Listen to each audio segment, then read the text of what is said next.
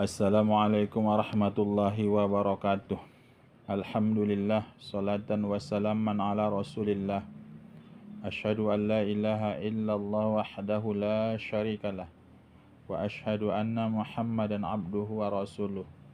Bapak, ibu, saudara-saudari yang saya hormati, apabila ditemukan uzur bagi si makmum, maka boleh bagi si makmum itu tertinggal 3 rukun yang panjang dengan si imam. Mana saja tempat-tempat yang boleh si makmum itu tertinggal 3 rukun yang panjang dengan si imam. Di antaranya adalah karena si makmum adalah menghayati bacaan yang dia baca dari surat Al-Fatihah, bukan dari yang lain. Surat Al-Fatihah yang dia baca itu dia hayati, tapi bukan karena was-was dia dalam membaca Al-Fatihah. Adapun orang yang was-was dalam membaca Al-Fatihah itu tidak masuk kategori ini. Mana contoh yang was-was dalam membaca Al-Fatihah? Ada orang yang bolak-balik membaca Al-Fatihah. Contohnya adalah Bismillahirrahmanirrahim, Bismillahirrahmanirrahim. Belum lagi pas di dalam hatinya, maka diulangnya lagi yang ketiga, Bismillahirrahmanirrahim. Pada posisi yang seperti ini tidak masuk kepada uzur bagi si makmum. Yang dimaksud itu adalah orang yang lambat membaca Al-Fatihah itu dihayatinya bacaan Al-Fatihah itu adalah bahwa dia membacanya seperti biasa. Bagaimana membacanya seperti biasa? Dia baca Bismillahirrahmanirrahim, Alhamdulillahi Rabbil Alamin.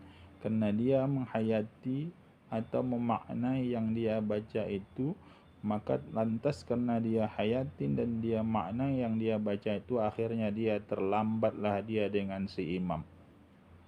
Karena dia terlambat dengan si imam pada posisi yang ini, maka si makmum boleh tertinggal 3 rukun yang panjang dengan si imam. Dan yang kedua adalah orang yang seorang makmum yang boleh tertinggal dengan rukun yang panjang dengan si imam adalah orang yang tadinya si imam, yaitu dia tidak kedengaran bacaannya, seperti orang yang melaksanakan sembahyang zuhur, orang yang melaksanakan sembahyang asar. Itu kan kita tidak tahu kapan Pak Imam itu membaca Al-Fatihah. Nanti lantas setelah takbiratul ihram Pak Imamnya, si makmumnya pun ikut takbiratul ihram. Setelah itu si makmum sibuk dengan baca doa iftitah dan a'udzubillah. Membaca doa iftitah itu adalah perbuatan yang disunnahkan, sementara Pak Imam tinggalkan itu. Membaca a'udzubillah itu adalah, bahkan kata para ulama, pada rakaat yang pertama adalah sunnah muakkad. Karena itu adalah sunnah muakkad, si makmum dia perbuat membaca itu, sementara Pak Imam juga tinggalkan itu. Dia tidak baca doa iftitah dan tidak membaca a'udzubillahi minasyaitonirrajim. Lantas karena sibuk si makmum membaca doa iftitah, kenapa?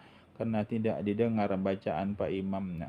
Tapi kalau Pak Imamnya itu mungkin kalau dia laksanakan sholat maghrib, laksanakan sholat isya, laksanakan sholat subuh, mungkin kita tahu Pak Imam itu habis dia takbiratul ihram, tahu kita dia tidak baca doa iftitah. Kenapa? Karena bacaan yaitu Al-Fatihahnya dan saninya itu dibaca zihar pada rakaat pertama dan rakaat yang kedua. Tapi pada waktu sholat subuh dan pada waktu sholat zuhur dan sholat asar, itu adalah bacaannya sir. Kita tak tahu bahwa Pak Imam itu meninggalkan doa iftitah atau tidak, meninggalkan baca auzubillah atau tidak. Lantas setelah habis kita menyibukkan diri membaca auzubillahi minasyaitonirrajim, nyatanya maka rukuklah Pak Imamnya, maka kita tetap menyelesaikan bacaan Al-Fatihah, yaitu sampai waladdallin amin. Batas itu bukan sampai baca sani. Kenapa? Batas yang wajib saja yang kita diperintahkan untuk membacanya. Kemudian setelah itu, walaupun imamnya sampai pada 3 rukun yang panjang, maka kita masih boleh mengikut Pak Imam. Bapak, ibu, saudara-saudari yang saya hormati, itu poin yang kedua. Adapun poin yang ketiga adalah seorang makmum yang ia ragu bacaan Al-Fatihahnya. Apakah sudah dia baca Al-Fatihahnya atau tidak? Nyatanya sampai dia mau ruku, dia ragu apakah saya sudah baca Al-Fatihah atau tidak. Karena keraguan dalam sholat itu dihitung tidak ada. Mana contohnya kalau ada orang ragu bilangan rakaat 3 atau 4, maka ambillah yang 3. 3 itu adalah yakin. Kalau ada orang ragu dah baca Al-Fatihah atau tidak, maka dihitung tidak. Maka orang yang seperti ini, yang dia ragu belum baca Al-Fatihah, maka walaupun imam sudah ruku, karena dia tadi ragu bacaan Al-Fatihahnya, maka wajib disempurnakan bacaan Al-Fatihahnya. Setelah dia sempurnakan bacaan Al-Fatihahnya sebelum si makmum tertinggal dengan si imamnya 3 rukun yang panjang, maka pada posisi ini masih diperbolehkan si makmum mengikut si imam. Ini poin yang ketiga. Ada poin yang keempat. Poin yang keempat adalah bagi si makmum yang karena dia adalah bukan ragu dia membaca Al-Fatihah bagi dirinya, tapi dia yakin. Kenapa? Karena mungkin tadi dia menghayati bacaan saninya Pak Imam. Ya, seperti kita laksanakan pada waktu solat maghrib dan solat isya, solat subuh. Itu kan kita dengar bacaan saninya Pak Imam. Kena habis waladhdallin amin, lantas Pak Imamnya merdu suaranya kena menghayati bacaan saninya Pak Imam. Habis bacaan saninya Allahu Akbar, mau rukuklah Pak Imam, baru kita sadar bahwa kita belum membaca Al-Fatihah. Maka pada posisi ini, maka wajiblah kita menyempurnakan Al-Fatihah. Kenapa? Karena tidak kita baca Al-Fatihah, maka tidak sahlah kita pada rakaat itu. Bapak, Ibu, saudara-saudari yang saya hormati, itu poin yang keempat. Orang yang yakin meninggalkan bacaan Al-Fatihah, maka dia sempurnakan dulu Al-Fatihahnya walaupun dia tertinggal dengan Pak Imamnya itu 3 rukun yang panjang. Yang terakhir, yaitu boleh si makmum tertinggal dengan Pak Imamnya 3 rukun yang panjang karena bacaan Pak Imam terlalu cepat dibanding dengan bacaan makmumnya, maka bacaan imamnya itu cepat. Seperti mana contohnya, kita kan pada bulan Ramadan itu kalau sholat tarawih, habis kita baca Al-Fatihah, kadang Pak Imamnya itu baca Al-Fatihah itu 2 napas selesai waladhdallin amin. Kemudian setelah itu baca Qul huwallahu ahad. Kemudian setelah itu kita kan habis baca Al-Fatihah, amin sama-sama kan baru kita membaca Al-Fatihah. Karena sunnah yang seperti itu. Habis Pak Imam membaca Al-Fatihah, baru kita membaca Al-Fatihah di belakang. Untuk mencari sunnah itu kita tidak ikuti. Nah, tadi si imam baca Al-Fatihah, kita tidak ikuti dari belakang. Kenapa? Untuk mencari yang sunnah itu.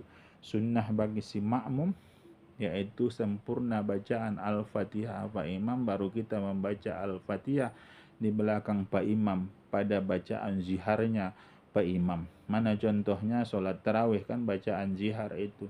Mana contohnya maghrib, mana contohnya isya, mana contohnya subuh. Nyatanya pas baca saninya itu kencang kali Pak Imam bacanya. Bahkan tadi Al-Fatihah juga cukup kencang Pak Imam bacanya. Karena dia orangnya adalah lambat membaca, maka bolehlah pada posisi ini, yaitu seorang makmum tertinggal, yaitu 3 rukun yang panjang. Mana yang dimaksud dengan saya jelaskan tadi 3 rukun yang panjang itu adalah bahwa 3 rukun yang panjang itu bahwa si makmum masih baca Al-Fatihah, baca Bismillahirrahmanirrahim, Pak Imam sudah ruku, kemudian Sami'allahu liman hamidah, i'tidal si imam. I'tidal itu kan adalah rukun yang pendek. Sujud Pak Imam, sujud yang pertama rukun panjang, duduk antara 2 sujud adalah rukun pendek. Masuk Pak Imam sujud yang kedua, yaitu nyatanya sebelum bangkit Pak Imam dari sujud yang kedua, maka kita wajiblah ruku. Kemudian kalau dapat kita ruku setelah sujud kedua Pak Imam sebelum bangkit dia masuk ke rakaat berikutnya, atau Pak Imam masuk kepada duduk tahiyat awal, maka oleh sebab itu kita ruku. Kalau dapat kita ruku sebelum bangkit Pak Imam dari sujud yang kedua, maka bolehlah kita saling mengikut dengan Pak Imam. Kalau nyatanya nggak dapat kita, maka kita ngambil inisiatif. Yaitu nyatanya saya karena membacakan Al-Fatihah ini tidak dapatku setelah bangkit, setelah masuk sujud yang kedua, dari rakaat tadi, makanya kita yakin tertinggal kita dengan Pak Imam, tidak dapat kita mengajar itu untuk ruku, maka kita pada posisi itu lebih baik mufaraqah. Kalau kita mufaraqah maka sahlah solat kita. Maksud mufaraqah itu solat kita seperti biasanya, seperti kita solat sendiri. Bapak, Ibu, saudara-saudari yang saya hormati, inilah tadi kalau seorang si makmum mempunyai ujur, boleh tertinggal 3 rukun yang panjang dengan si imam. Makasih atas segala perhatian. Mohon maaf atas segala kekurangan. Wabillahi taufiq wal hidayah. Assalamualaikum warahmatullahi wabarakatuh.